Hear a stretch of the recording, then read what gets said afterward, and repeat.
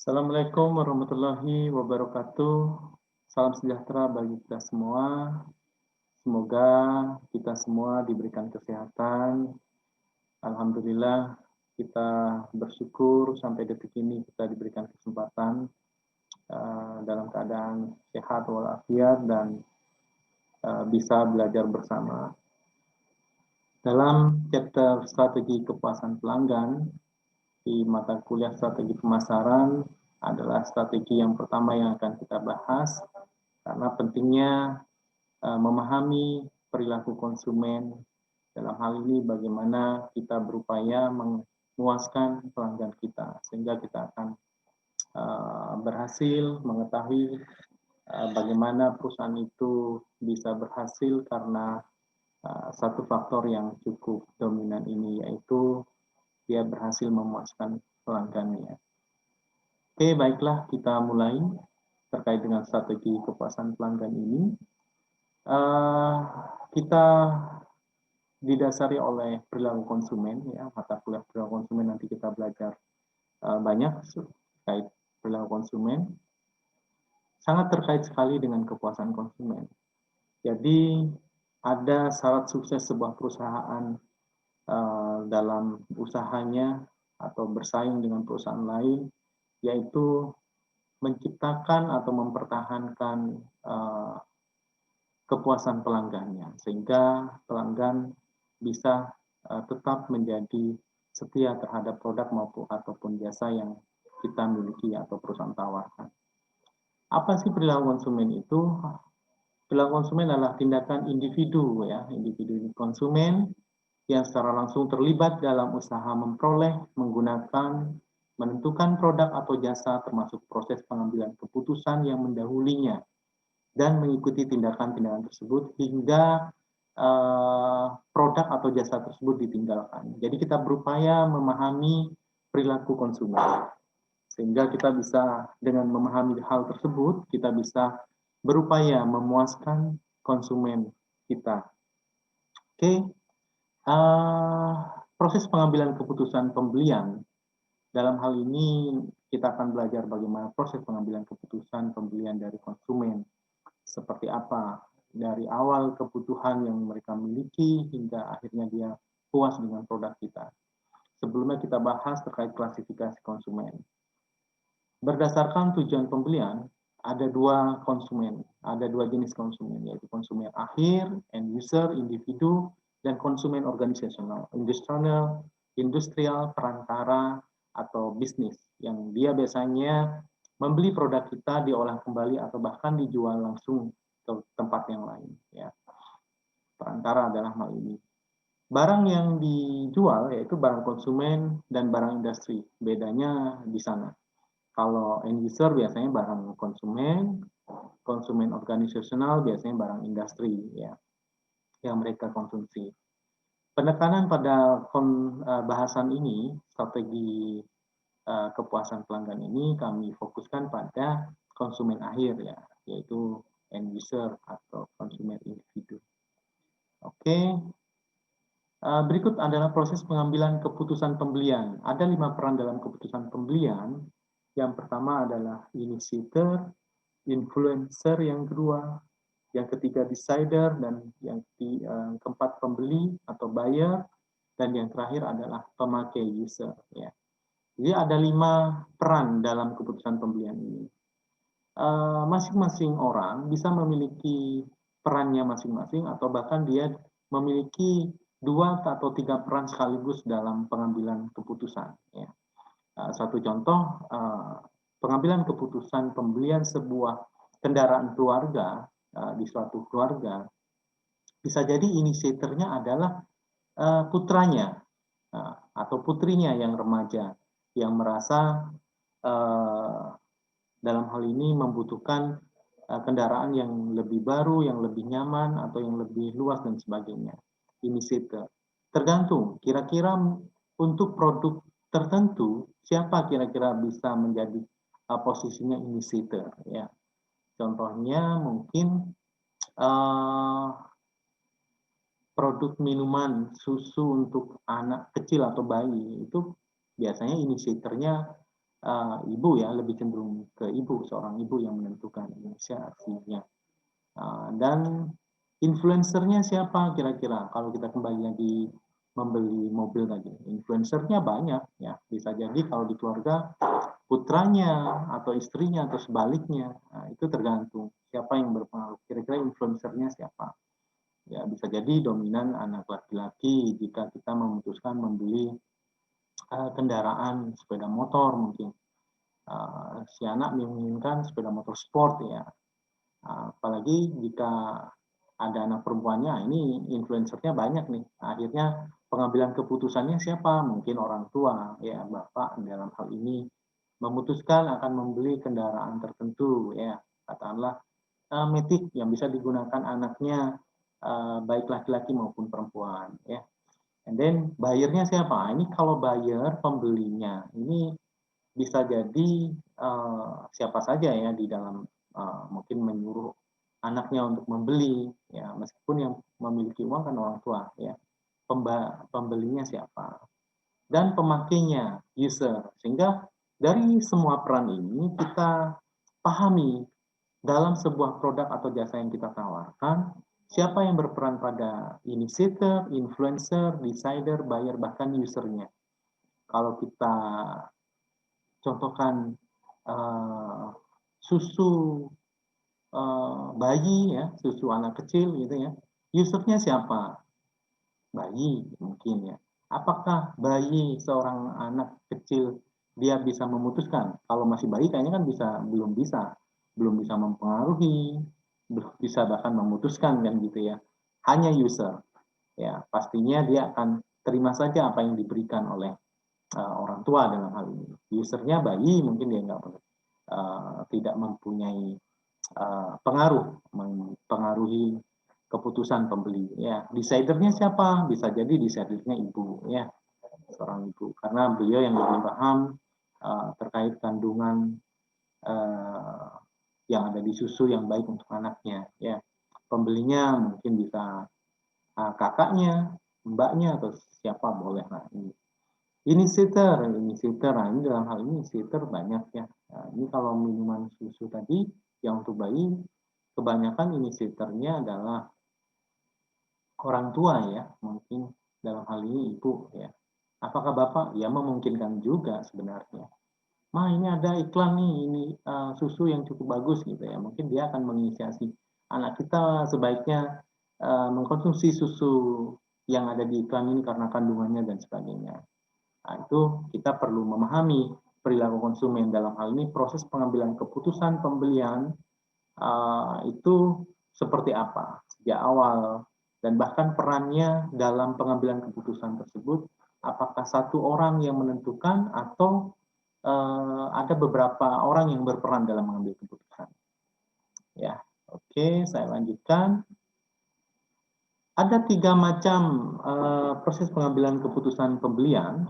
Yang pertama ada extended decision making, yang kedua limited decision making, dan yang ketiga ada habitual decision making. Ya, jadi ada 3 macam pengambilan keputusan ini nanti kita pahami dari 3 keputusan pembelian itu ada perilaku purna beli. Ya, perilaku purna beli jika puas itu cukup baik yang kita harapkan.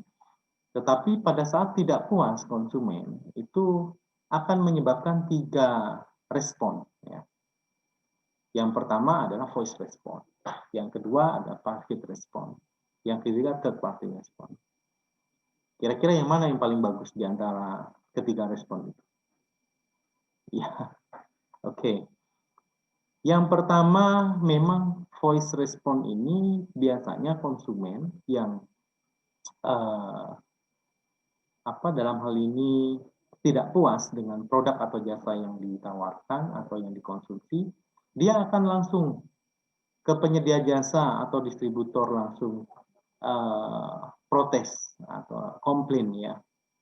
Nah ini yang paling bagus menurut saya ya karena kenapa perusahaan akan mendapatkan langsung respon itu dari konsumen yang tidak puas, sehingga kita bisa berupaya memuaskan kembali. Dalam hal ini ada kesempatan kedua untuk penyedia jasa atau perusahaan untuk memuaskan, ya.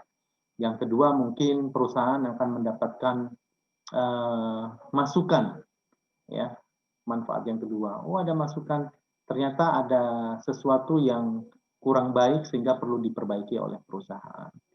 Yang terakhir, mungkin dengan responnya langsung ke kita itu tidak berdampak atau menyebar ke orang lain. Jadi kita bisa langsung aksi komplain tersebut dengan baik. Harapannya tidak sampai yang bersangkutan menyampaikan ke pihak luar, bahkan kurang tepat, yaitu respon yang kedua.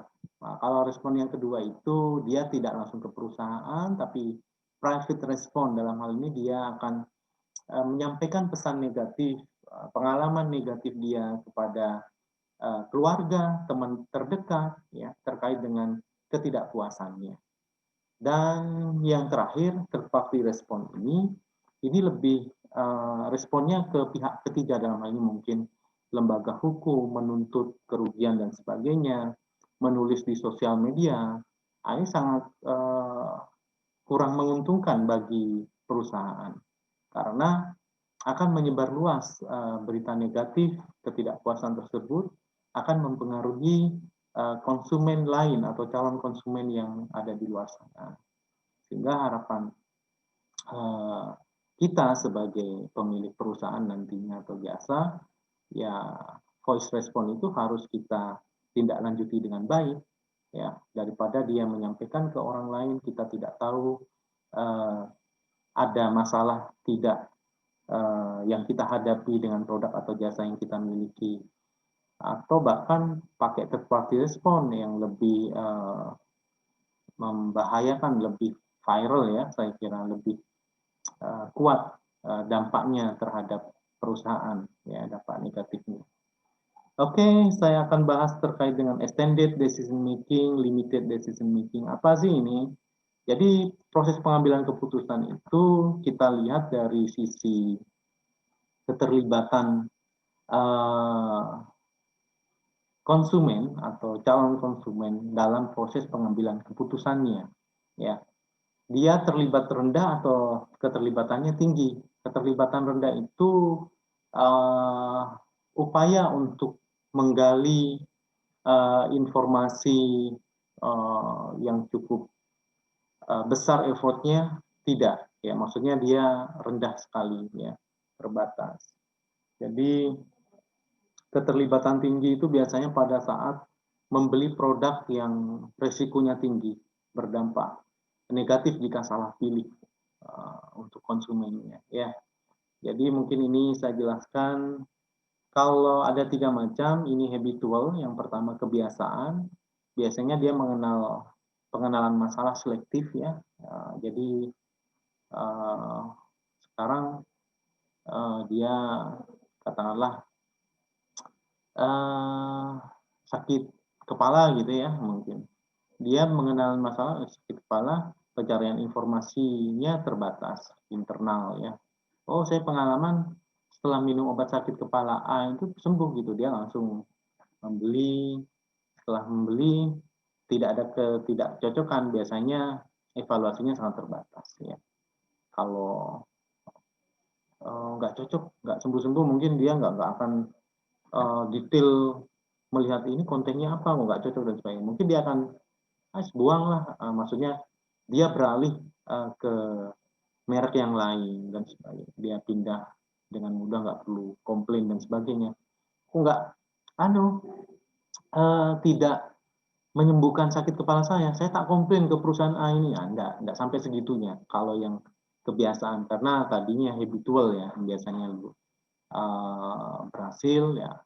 Kalau enggak, ya tinggal pindah aja. Tapi kebanyakan biasanya karena kebiasaan dia membeli dan resikonya rendah, keterlibatannya rendah pun demikian pula. Sehingga kalau tidak cocok, ya dibuang aja, ganti langsung, ya. Kalau yang terbatas, pengenalan masalahnya generik, nah ini lebih dalam lagi, sebenarnya permasalahan apa yang yang dia miliki saat ini dia analisa sedalam mungkin ya, generik apa sih poinnya. Untuk pencarian informasi internal, ya informasi dari yang dia miliki, dan eksternal pun mungkin cari informasi di luar, terbatas mungkin di keluarganya saja atau teman-teman aja untuk pencarian informasi solusi pemecahan masalah yang dia hadapi ya. Dan evaluasi alternatif ya, sedikit atributnya, aturan keputusan sederhana, sedikit alternatif pilihan. Jadi atribut yang dia kaji, analisis, evaluasi sebelum mengambil keputusan membeli itu ya masih sedikit atributnya karena masih terbatas. Pembelian, akhirnya dia modus pembelian.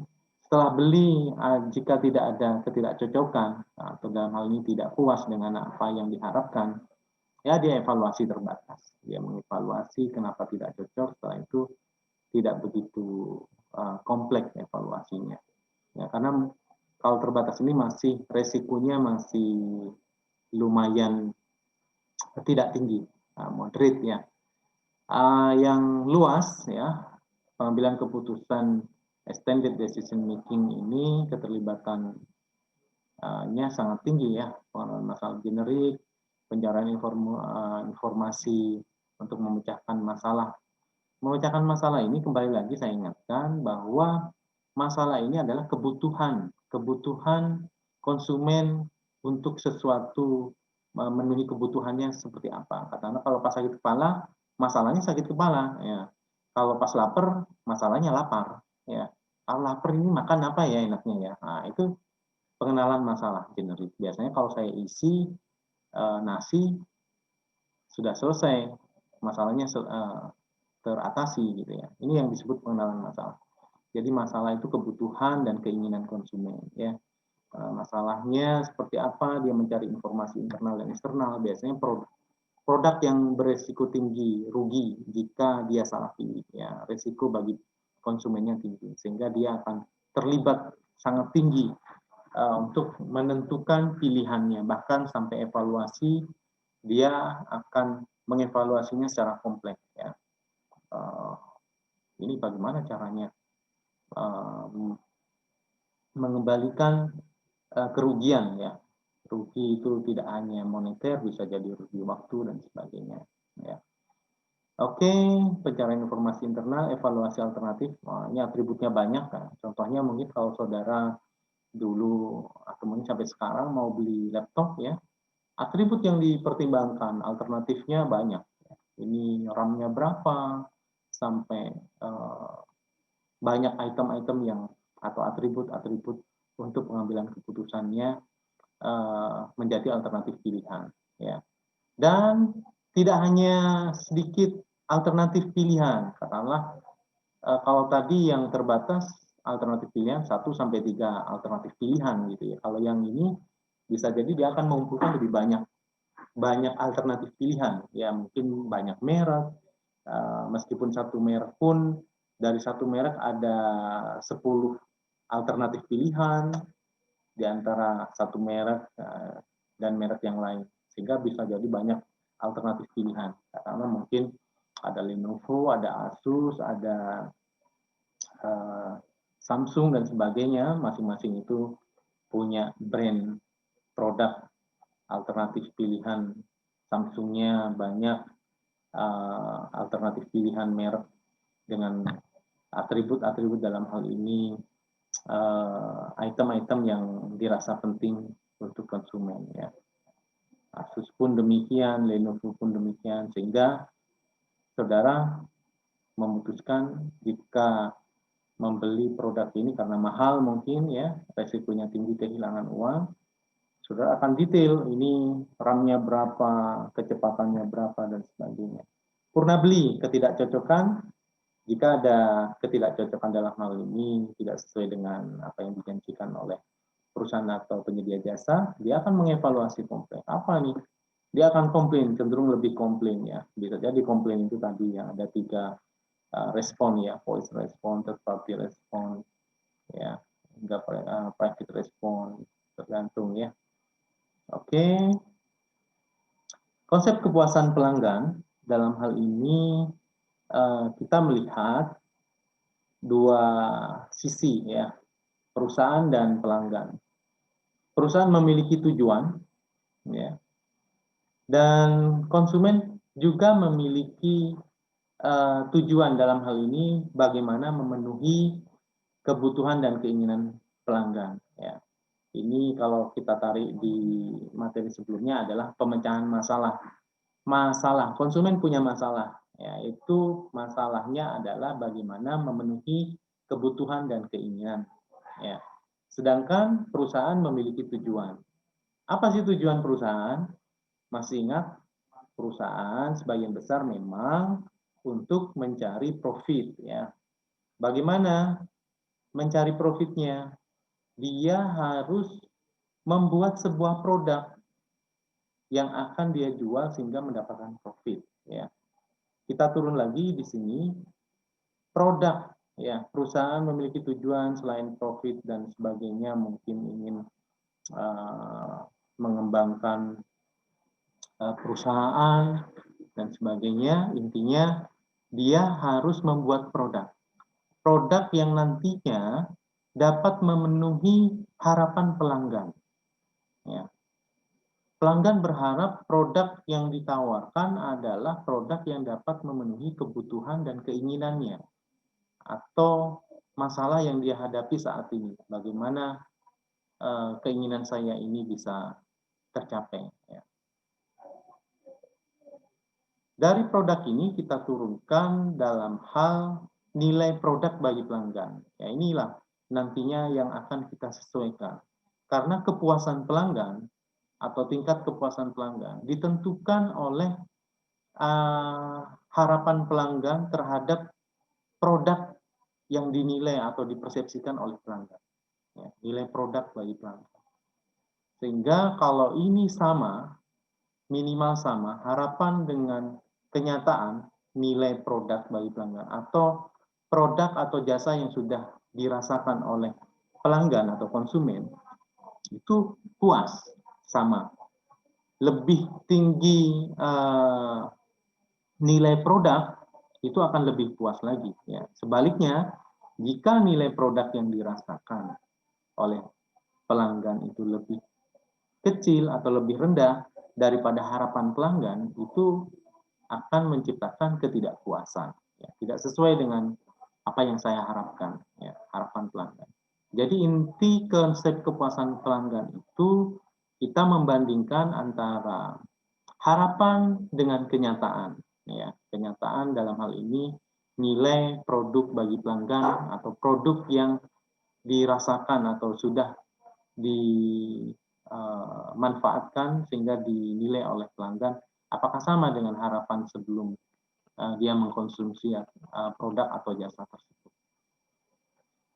Oke, ini definisi kepuasan pelanggan menurut beberapa ahli, ini menurut Angel. Kepuasan pelanggan, nah ini yang saya jelaskan di gambar tadi. Kepuasan pelanggan merupakan evaluasi purna beli, di mana alternatif yang dipilih sekurangnya sama atau melampaui harapan.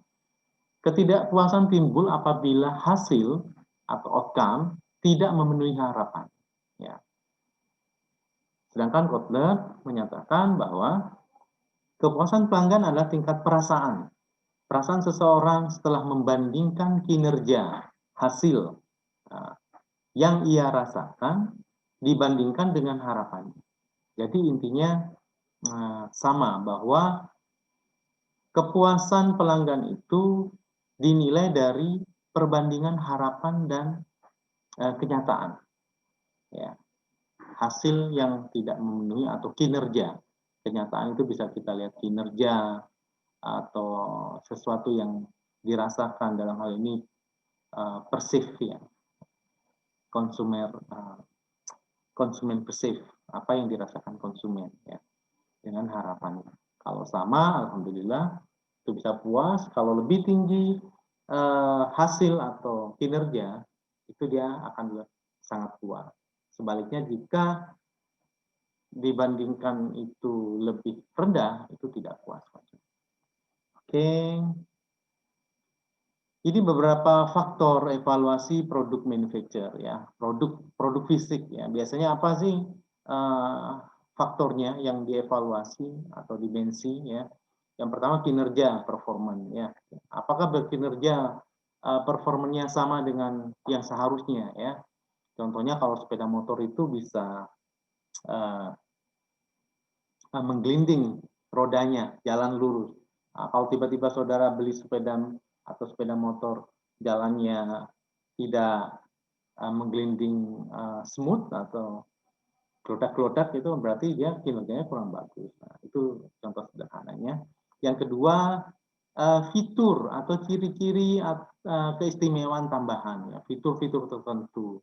Dia memiliki fitur apa ya yang istimewa dibandingkan yang lain. Ya. Terus reliabilitas, keandalan ya, reliable.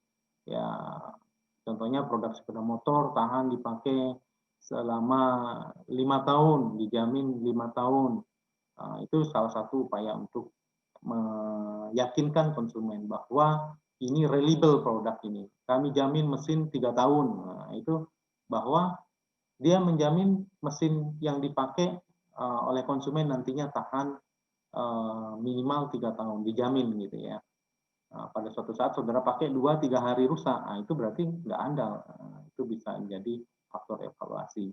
Kesesuaian dengan spek. Ya. Jika ada spesifikasi, ternyata faktanya barangnya tidak sesuai, itu menjadi konsumen tidak puas. Itu salah satu faktor untuk mengevaluasi. Conformance to specification. And then durability. Ini durability, daya tahan. Ini hampir sama yang saya jelaskan dengan keandalan ya. Kalau kehandalan itu kemampuan, lebih kemampuan bahwa bisa nanjak sepeda motor itu. Kalau daya tahan ya mungkin ya hampir sama, mirip ya. Daya tahan ini kuat di suhu dingin, bisa masih tetap bisa berjalan dalam suhu sekian, mungkin berapa 5 derajat Celcius mungkin ya. Ini lebih ke daya tahan, durability. Atau masa pakai hingga 5 tahun, 10 tahun, nah itu daya tahan. Serviceability, pelayanan ya. Kalau lebih ke ini bagaimana pelayanan, kemampuan melayani ya. Dan yang ketujuh adalah estetika. Oh ini bagus nih, handal, produknya kuat dan bentuknya cantik. Kalau orang sana bilang beautiful, good, estetikanya bagus, enak sedap dipandang mata. Nah, itu banyak hal yang yang lain. Estetiknya ya, handal tapi nggak cantik, maksudnya nggak bagus, sehingga juga menjadi pertimbangan konsumen untuk menilai kepuasan dari sebuah produk. Contohnya mungkin orang suka, oh desainnya bagus nih, ya meskipun harganya murah, kayaknya desainnya lebih menjadi dominan pilihan konsumen karena saya ingin nampak dilihat menggunakan produk yang cukup bagus, ya enak dipandang mata. Mahal tapi nggak bagus, nah itu juga jadi permasalahan ya. Dan yang terakhir kualitas yang dipersepsikan. Nah ini yang lebih menentukan, perceived quality ya, yang dipersepsikan atau kualitas yang dirasakan oleh pengguna, end user tadi, konsumen merasakan, oh kualitas yang dirasakan berbeda dengan harapan atau sama atau bahkan melebihi. Kalau lebih berarti sangat puas ya. Oke, itu tadi faktor evaluasi produk manufacturer, produk fisik. Kalau yang ini produk jasa, services ya. Jasa kan berbeda nih, tidak nampak, intangible ya. Berbeda dengan produk fisik, bisa dipegang, bisa dirasakan ya. Bahkan kalau gula atau garam bisa dirasakan dalam bentuk dicicipi gitu ya. Itu manufacturer. Kalau produk jasa tidak bisa ya. Sehingga apa yang dijadikan faktor evaluasi penilaian kualitas dari sebuah jasa, yang pertama adalah bukti langsung, tangible ya. Ini dalam hal ini jasa itu berusaha membuat bukti langsung atau membendakan yang abstrak, gitu ya. Bagaimana caranya? Jasa ini kan banyak nih, contohnya perbankan, pendidikan, dan yang lain-lain ya. Restoran pun termasuk jasa ya. Kita lihat kalau kita di suatu perbankan, apa yang kita nampak bisa kita lihat, yaitu apa? Tangible, bukti langsungnya. Gedungnya, ya, buku tabungannya, itu tangible-nya. Itu yang dimaksud tangible, bukti langsung yang bisa kita nilai. Oh, pasti uang saya aman nih kalau disimpan di Bank A, katakanlah. Bank A ini gedungnya cukup bagus, cukup kuat kayaknya, pengamanannya lumayan, cukup banyak pengamanan, nah sehingga kita percaya. Dan keandalan, nah ini lebih ke reliability tadi, hampir sama. Andal tidak nih, ya, dalam menyimpan uang tadi, keandalannya tergantung apa yang menjadi pokok pelayanannya, ya. Handal kalau perbankan, handal menyimpan uang, handal mengelola uang.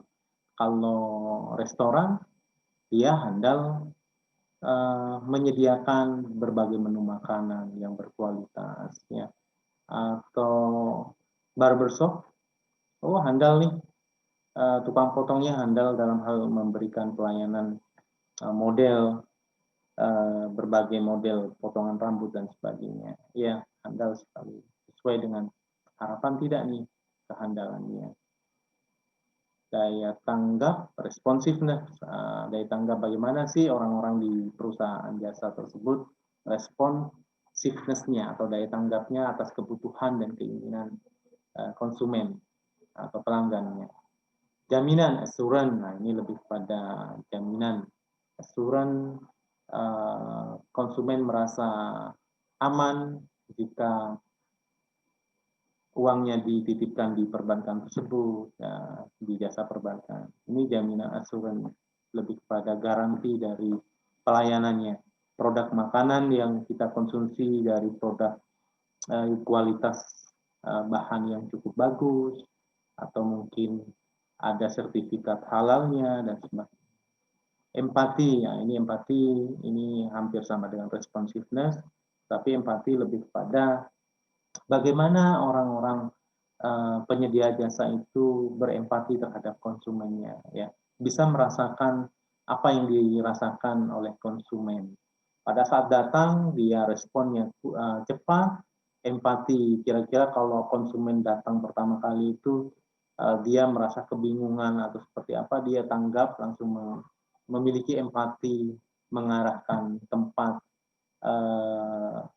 yang bisa dia tempati. Nah, itu salah satu contoh empati ya. Ini terkait dengan responsiveness. Tapi empati lebih kepada kita bisa merasakan apa yang dirasakan, diinginkan konsumen. Contohnya konsumen bingung gitu ya, kita bisa langsung merasakan, oh konsumen ini lagi butuh sesuatu gitu ya. Jangan sampai kita tidak bisa merasakan apa yang diinginkan. Berupaya ya, ini bukan dukun loh ya, bukan. Ini lebih bagaimana kita merasakan perasaan konsumen. Agar supaya kenapa? Konsumen jika dilayani seperti itu, oh ternyata tempat ini cukup bagus ya, sangat empati, memahami apa yang diinginkan. Saya sih punya, ini hampir sama kita bicara keandalan, empati, dan sebagainya. Langganan barbershop itu, saya punya langganan satu orang penyedia layanan jasa tersebut. Kalau dipotong orang itu saya nggak ngomong, itu pasti sesuai dengan harapan saya. Gitu. Berbeda pada saat tukang potong yang lain gitu. Saya harus menjelaskan, ini segini ya, ini segini ya. Itu jadinya nggak seperti itu. Nah, itu kan nggak puas ya. Berbeda pada saat ada satu tukang potong yang cukup memahami saya. Saya nggak ngomong, duduk aja, tidak ngomong sama sekali, bisa sesuai dengan harapan saya. Nah, itu ya salah satu bentuk contoh kehandalan dan empati, dia bisa merasakan, Oh, pelanggan si A ini sering ke sini, katakanlah seperti itu. Nah, ini modelnya suka seperti ini, gundul, tipis, dan sebagainya.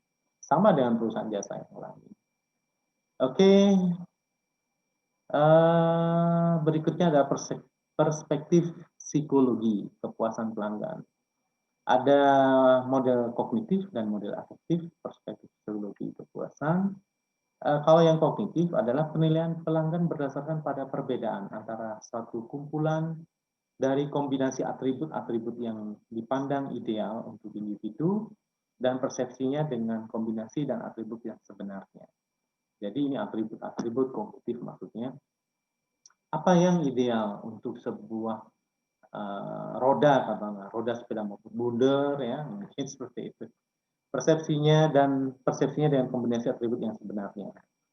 Kita membandingkan, oh ternyata oh ya benar-benar nih si bannya benar-benar.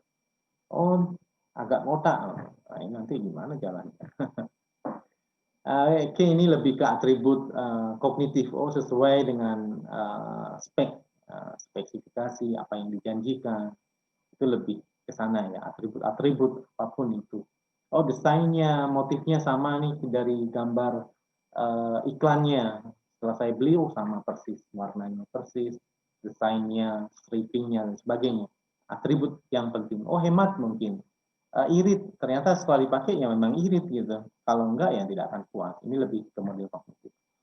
Yang berikutnya model efektif. Penilaian pelanggan terhadap suatu produk atau jasa tidak semata-mata berdasarkan perhitungan rasional yang tadi atribut dan sebagainya ya. Namun juga berdasarkan kebutuhan subjektif, aspirasi dan pengalaman. Ini lebih ke perasaan ya, kebutuhan subjektif. Aspirasinya sesuai dengan jasa atau produk tersebut dan pengalaman-pengalaman yang dia miliki ya. Ini lebih ke subjektif, ini agak susah, masing-masing konsumen kan memiliki kebutuhan yang bermacam-macam ya. Sehingga memang upaya pemasar harus memahami dari berbagai macam perilaku konsumen, memiliki keinginan perasaan yang berbeda. Kita harus memetakan, oh ternyata yang ini sukanya seperti apa gitu ya, kita tetapkan pengalamannya dan sebagainya.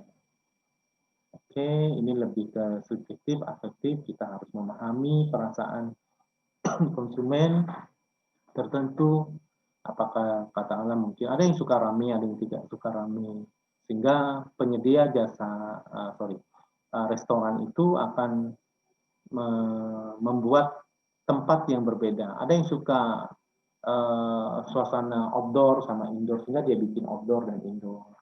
Ya, ada yang suka merokok. Nah, ini terkait hal lain juga nih. Sebenarnya lebih kepada perasaan subjektif yang berbeda masing-masing orang.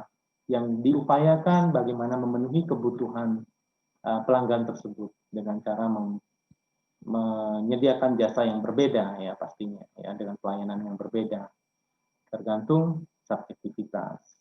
Oke. Metode pengukuran kepuasan pelanggan ada 4 macam. Yang pertama sistem keluhan dan saran. Nah, ini perusahaan menyediakan kotak surat atau email dan sebagainya ya, keluhan dan saran. Yang kedua ghost shopping. Ya, ghost shopping ini perusahaan menyewa seseorang untuk menilai, memberikan penilaian terhadap produk atau jasa kita. Ghost shopping ini bukan setan ya yang belanja, bukan. Ini pakai orang. Jadi orang kita sewa atau orang lain pihak ketiga untuk menilai terkait produk kita. Nantinya orang tersebut atau pihak ketiga tersebut akan memberikan penilaian terhadap kualitas atau kualitas dan hal-hal yang memungkinkan bisa membuat konsumen atau pelanggan kita merasa kurang puas ya. Contohnya mungkin kita nilai penempatan produk kita di suatu minimarket gitu, apakah cukup mudah dilihat dibandingkan produk yang lain. Terus kalau kita mau menilai salesperson kita atau pramu apa ya, pramu saji ya, sales woman dan sebagainya, apakah dia cukup tadi empati, responsif, nah itu kita nyuruh orang lain untuk datang menilai, oh ternyata cukup bagus, cukup responsif dan sebagainya. Atau sebaliknya, wah salespersonnya tidak kurang respon, kurang empati dengan keinginan calon konsumen. Jadi seperti itu ya. Bukan setan yang lagi ghost shopping. Oke, meskipun namanya ghost shopping ya. Oke, yang ketiga lost customer analysis. Lost customer analysis ini menganalisa konsumen yang hilang ya. Menganalisa biasanya dia menelpon, menghubungi konsumen yang lama tidak datang atau lama tidak mengkonsumsi produk kita. Mereka tanyakan ada apa yang menyebabkan mereka tidak hadir. Nah, ini untuk menggali masalah yang ada, kenapa konsumen atau pelanggan kita tidak kembali lagi gitu ya. Apa ada yang salah sehingga kita bisa segera memperbaiki kesalahan atau kekurangan yang kita miliki. Dan yang terakhir, survei kepuasan pelanggan. Ini perusahaan melakukan survei, menyebarkan kuesioner online maupun offline, bisa menggunakan pihak ketiga, survei di lapangan, atau bahkan mungkin perusahaan bisa menyebarkan langsung pada konsumen atau pelanggan yang dimiliki. Bagaimana kepuasannya? Kebanyakan perusahaan saat ini melakukan hal itu langsung direct. Ya, setelah mereka belanja mungkin di mall atau di serba ya, kepuasan, tidak puas, sama banyak. Perbankan pun demikian, restoran mungkin juga melakukan upaya survei kepuasan pelanggan. Apakah cukup puas dengan pelayanan atau jasa yang mereka sampaikan. Oke, saya kira itu sementara untuk pertemuan strategi kepuasan pelanggan, dan nanti kita akan lanjut ke chapter strategi kepuasan pelanggan yang kita bahas. Oke, baiklah, saya kira cukup. Nanti akan kita lanjutkan ke strategi kepuasan pelanggan yang lebih spesifik. Nah, ini opening untuk strategi kepuasan pelanggan. Saya kira cukup. Tetap semangat belajar. Wabillahi taufiq wal hidayah. Wassalamualaikum warahmatullahi wabarakatuh. Terima kasih.